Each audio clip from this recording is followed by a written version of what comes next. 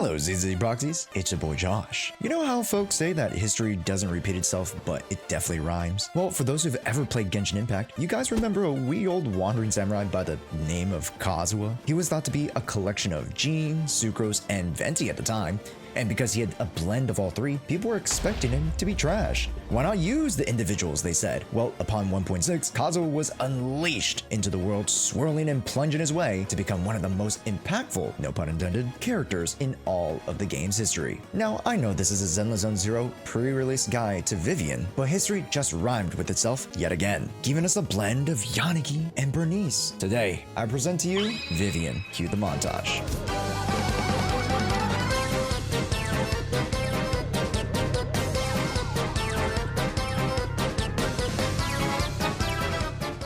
Now let's jump right into the hot water because I've wasted enough of your time. But before we do, I'm obligated to let you guys know that all of the footage here is coming from the creative early access server. The only reason we have this amazing early access is because of your guys' support. So make sure to hit that like button right now so that we can continue to give you the earliest and best scoops. Let's hop into Vivian's kit, and to be honest, there are a lot of words that mean very little. So it's not like the kit's complicated. There's just a lot of transitional stances that Vivian has, 2 different stacks are displayed on her bar. And just before we move on, again, understand that a bloom is its own unique damage type, just like Aftershock. I'll be referencing this later. Let's start with her core ability. The Dirge of Destiny allows Vivian to trigger a new type of anomaly damage called a bloom. Sounds pretty, yet it's quite devastating. See, when an enemy is inflicted by an attribute anomaly, once you activate an EX special of any kind, you can activate basic attack Feather Bloom. This will allow you to consume 1 guard stack in order to launch a bloom that has its damage based off of a percentage of the AP of the corresponding element. So for example, here we have Yanagi activating a shock. We consume a guard stack to pair and a bloom that will deal the corresponding elemental damage. So even though the element looks white, it'll still be based off of the corresponding element. So what's special about these guard stacks is that you can activate them off field. So that's how we're able to get large contributions of anomaly damage from Vivian. Next, you might be wondering, how do we obtain more of these guard stacks? Well, you're not gonna like this, but guard stacks can be attained by consuming flight stacks. Flight stacks are the inner pink dot stacks that can be attained in a few ways. You will always start the battle with 2 at the beginning. An EX special from Vivian will grant you 3, assist follow-up attacks will grant you 2, chains will grant you 2, and ultimates will grant you 5. And a note about the ultimate, the devs have learned from Sambi's performance drama. When utilizing Vivian's ult, regardless of if it lands or not, you can still gain 5 flight stacks, which is very nice of the devs, thank you guys. Yet there's one more weird way that Vivian can get an extra stack, and that's through her basic 4. You'll enter into the Noblewoman stance.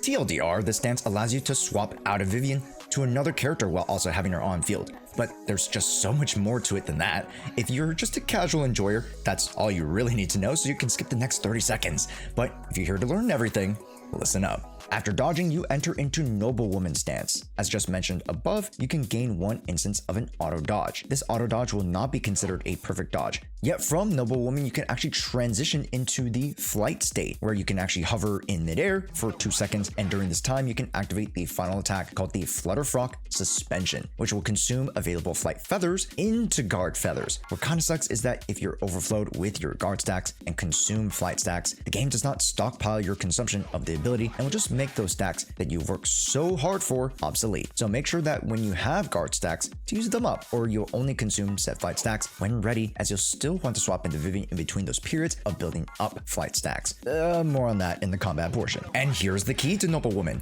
When getting into the 4th BA and entering into Noblewoman stance, you can actually switch off of the character immediately, and Vivian will actually auto the rest of her line of attacks and finish it off with the Feather Plume attack. This will allow you to essentially run off to do other attacks and setups with your characters like Yanagi EX, Bernice EX, Miyabi's charge attack, back to Vivian, using Jane Doe's sound count jump, and so much more. This one key factor allows you to swap her out and save on seconds of time every rotation, and of course, there are iframes too, God bless. So in short, how you should be starting a battle is by using an EX special, or just by building up the stacks the hard way and transition those flight stacks to guard stacks. Each guard stack will be consumed during EX specials for anyone to provide 1 hit of a bloom that will damage enemies. Honestly, if you're here for Vivian's pretty gameplay, I get it, but man, if you really want to bring the best out of her, you've got to be doing quite a bit of of math and counting. Let's move on to her abilities, and she has her basic chain, which is nothing special again, but after the 4th basic, you can enter the noblewoman stance. This is but one of the few ways to enter into said state, aside from the dodging or assisting mentioned above, which will deal the attack follow-up and then accelerate her all the way up to the 4th basic attack and cut out the first 3, which is pretty neato. This would be the most effective way to rotate her in. As an example, you can assist into Vivian, gaining 2 stacks, and then using EX special to gain 3 stacks, and there's your 5. And you just move into your flight stance to consume flight into guard.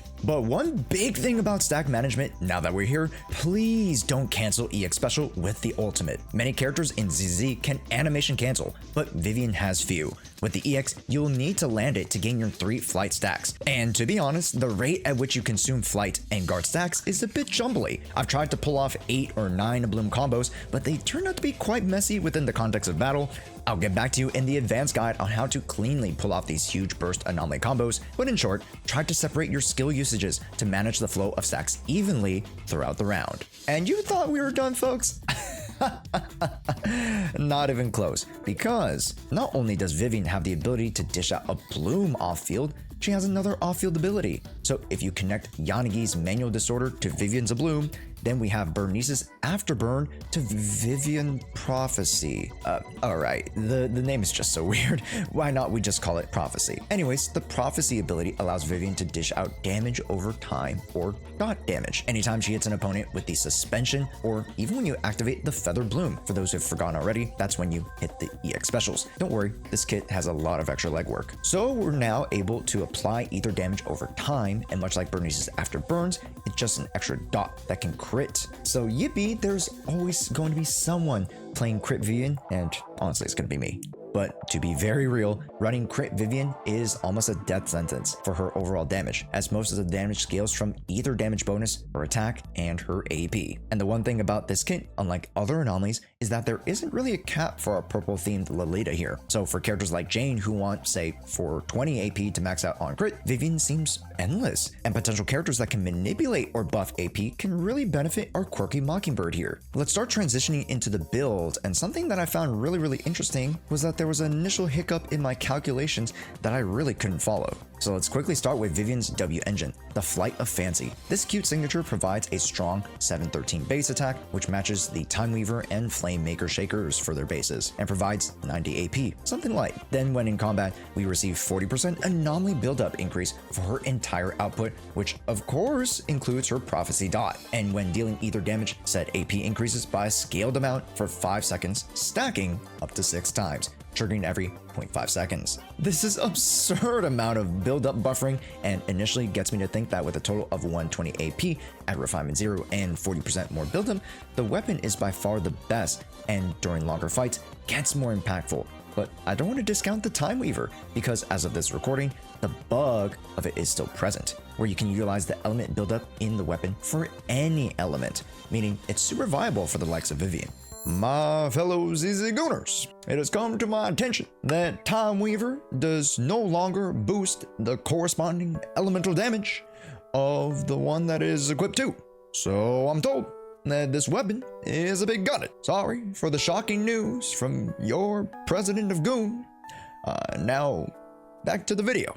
I wouldn't resort to Flamemaker Shaker or Miyabi's Hailstorm Shrine, but instead look to the A tiers like Weeping Gemini, Electro Lip Gloss, and even Roaring Tides and Rainforest Gourmet with max refinements for budget options. The Anomaly class has it so good, as they have multiple viable options at various levels. The damage difference I've yet to calculate, but based off of 200 AP and 40% buildup versus some of the other options, varying in base attack, AP, I could ballpark the signature being around 10 to 20% better, and going even further if you have greater vertical investment. Then we move along to drive discs, and these are a bit more straightforward. Phaethon's Melody is the signature 4 set that provides Anomaly Mastery at the 2 set, and when any team member utilizes an EX, which ties specifically with Vivian's basic Feather Bloom to hit a bloom attacks, you can increase Vivian's AP further by 45 points, and if the user is not Vivian, Ether damage bonus will go up by 25%, which is an increased incentive to utilize another Anomaly's character's EX special to activate the Anomaly, Disorder, and then the Bloom. The 2 set will definitely be AP oriented because Vivian scales so well with it, yet attack can be kinda impactful as well, but in my testing, I've utilized a 2 set of Ether, 2 set of AP, and 2 set of attack, and the Ether did surprisingly well to match that of the 2 AP. However, the attack set was a bit lacking, and funny enough, when testing for main stats, attack also found itself as the lower damage when considering a Bloom, the Prophecy Dot, and Corruption damage, meaning you can either run 2-piece Chaotic Metal or 2-piece of Chaos Jazz or Freedom Blues. Then for main stats, run Anomaly Proficiency at 4 slot, run Ether at 5 slot, and Anomaly Mastery at the 6 slot. There could be an argument with Pen at the 5, but more than likely you can hop swap in Nicole into mono Ether teams, and per damage calculations, Pen and Defense Down tend to diminish each other's returns, so just stick with Ether if you can.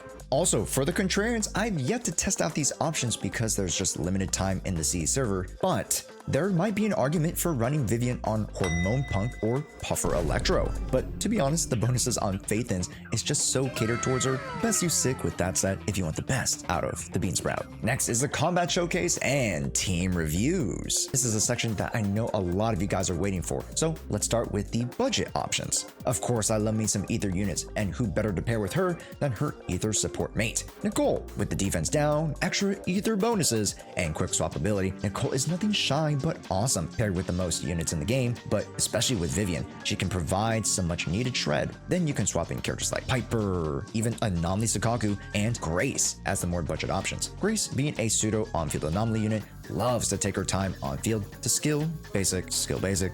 So having Vivian being okay with Grace showing off her knickknacks, these two are going to go well with each other. Then we hit up the more premium teams, and we definitely have to start with the Yanagi Vivian core. These two are deadly, and they're able to proc manual disorders and multiple blooms in one snap of an EX special. The burst potential from these two are amazing, and if you're going to run Yanagi with Vivian, I suggest switching her off of the classic Chaos Jazz, which most folks have been using, to the on-field Freedom Blues 4 set, as you'll be seeing the Secretary on-field more. Then with the third unit, you can get your fix of supports with Jshoea, Nicole, Rena, just to name the more popular ones, and who could forget about Seth? Don't worry, EO, Anomaly Seth is thriving here. Then we get to the Bernice Vivian core, and the teams look suspiciously similar, with the only exception being that Lucy can be utilized much better here, and even Anomaly Lighter. Yes, you heard me right, Anomaly Lighter is actually a thing because of his quick burst fire application, but of course it's not the most optimized, but who cares about optimized? This man is the champion of the outer ring, and I will not let you besmirch his name. You hear me? Hey, come on, come on, Lighter, I love you. Then let's move on to the ice teams. Miyabi and Vivian are going to go so well with each other, and with Nicole or Astra, man, these two are just so much fun to play. The ability to set up so much with Vivian while you're channeling your level 3 charge with Miyabi allows Vivian to basically set up disorders and blooms for Miyabi at will. Then let's go to a team that's quite budget and free to play friendly. If you chose Lycon as your free standard unit, that is. We'll see the mono ice team with Miyabi, Sokaku on Freedom Blues, and Lycon on Astra Voice. Now instead, let's channel that ice anomaly towards Vivian, and it's surprisingly effective. Again, this is an all team, but one I think many people can consider if they have box restrictions and are trying to find teammates when the other anomalies are paired off elsewhere. And lastly then, physical. Now, there are not too many teams here for now. I'm praying that we're going to receive a physical support or physical anomaly support soon, because that class is just so underwhelming. Jane Doe and Piper come to the rescue here with their budget support and premium options being similar to the others, so nothing too fancy here. And with us going through those teams, my personal favorites, of course, are the Miyabi Vivian core, Yanagi Vivian core, and Bernice Vivian core. In my humble opinion, it's not the most wise to pair Vivian with more conventional stun-oriented attacker units, namely Soldier Zero, Elenjo, Evelyn, Haramasa, to name a few. They won't be able to provide Vivian with consistent anomaly participation, nor will she be able to grant them any extra buffs or such during stun windows where those units tend to be more active. So this is the only pitfall of Vivian's team availability. And here are my super quick notes to answer all Q&As about Vivian teams. A. Which are her best teams? Characters that have more AP tend to do better with Vivian because a bloom scales off the corresponding character, so Jane Doe in a vacuum would do somewhat stronger in damage than Miyabi, and yet of course Miyabi just does overall better damage herself.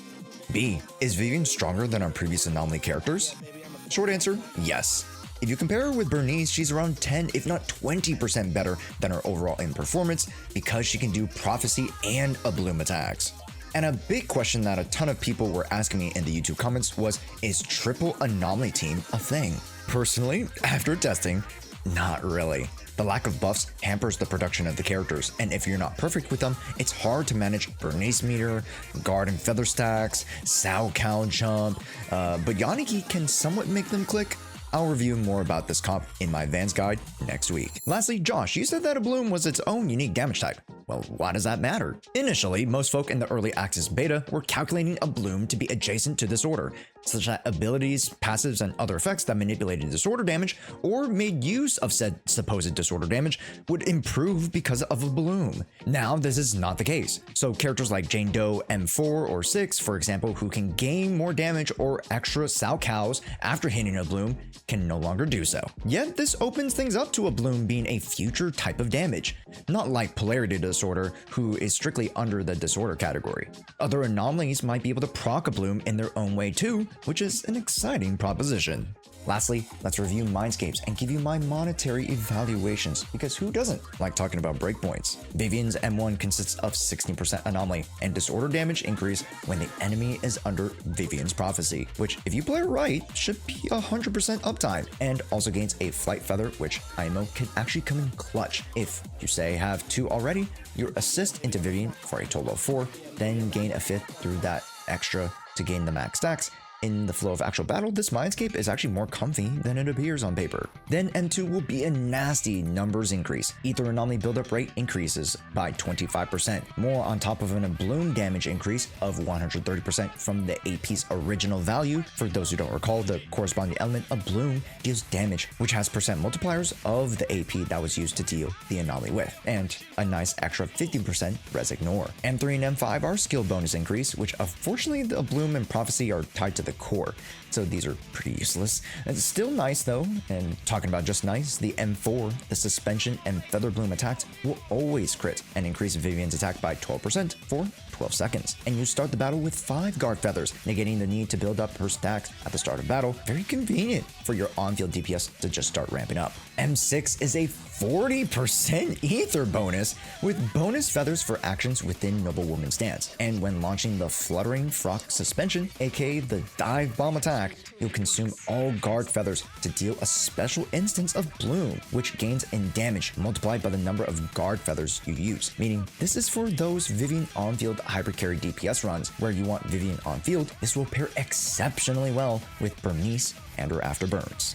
In review, I think the M1 is a good stopping point, with M2 just being a massive damage increase, but doesn't really change the geometry of how she functions. M4 is a quality of life, and M6 changes her from a pseudo sub DPS to an on-fielder, which is what I personally love to see. Imagine an M6 Vivian with a Bernice and an M6 Jshoea. Woo! I just want to test that in the advanced Vivian guide. But more testing and specific nuggets of Vivian will have to wait till she releases. But y'all now have a great idea of how Vivian wants to work, where she wants to work, and who she wants to work with. Let me know down in the comments if you have more questions. And of course, if you can't wait, swing on by my Twitch stream as I try to answer every and all of your questions. Join us for our fun live activities, events, collabs, and even our proxy podcast episodes. Thank you so much for watching. Click on this next video because YouTube thinks you'll like it. My name is Josh. Sayonara. To the next video.